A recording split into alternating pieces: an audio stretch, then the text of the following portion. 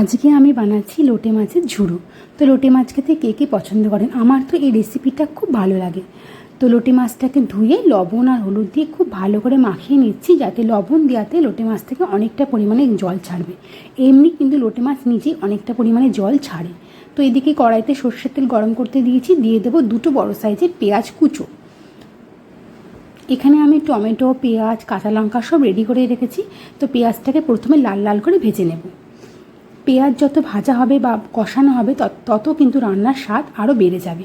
তাই পেঁয়াজটাকে আমি খুব ভালো করে ভেজে নিয়েছি লাল লাল করে। এবার এখানে দিয়ে দিচ্ছি কাঁচা লঙ্কা চেরা, যে যেমন ঝাল খাবে সেই পরিমাণ লঙ্কা।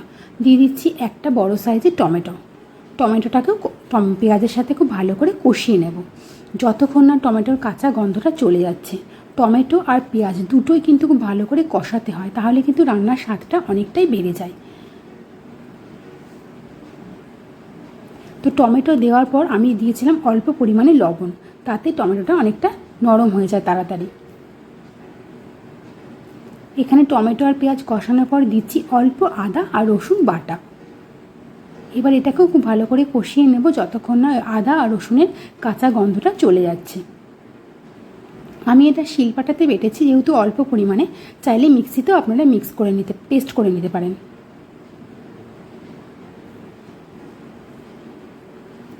এদিকে যে মাছটাকে আমি লবণ হলুদ দিয়ে মাখিয়ে রেখেছিলাম, সেটা খুব ভালো করে জল চিপে চিপে কড়াইতে দেব, কারণ লোটে মাছ বহুত জল ছাড়ে। তো সেই কারণে জল শুকোতে শুকোতে অনেকটা সময় লেগে যাবে, সেই কারণে জলটা চিপে চিপেই আমি দিচ্ছি। তাতেও কিন্তু অনেকটা জল ছাড়বে।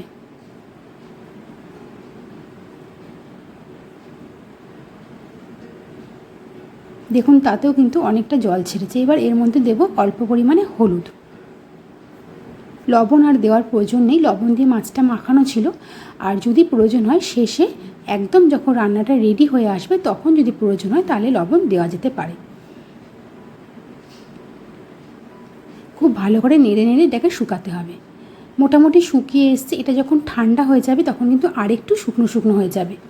তো এখানে চাইলে আপনারা ধনেপাতা অ্যাড করতে পারেন, তবে আমি দেবো না, কারণ আমার লোটে মাছের যে নিজস্ব একটা ফ্লেভার সেটা খুব পছন্দ, সেই কারণে ধনেপাতা আমি এখানে দিচ্ছি না।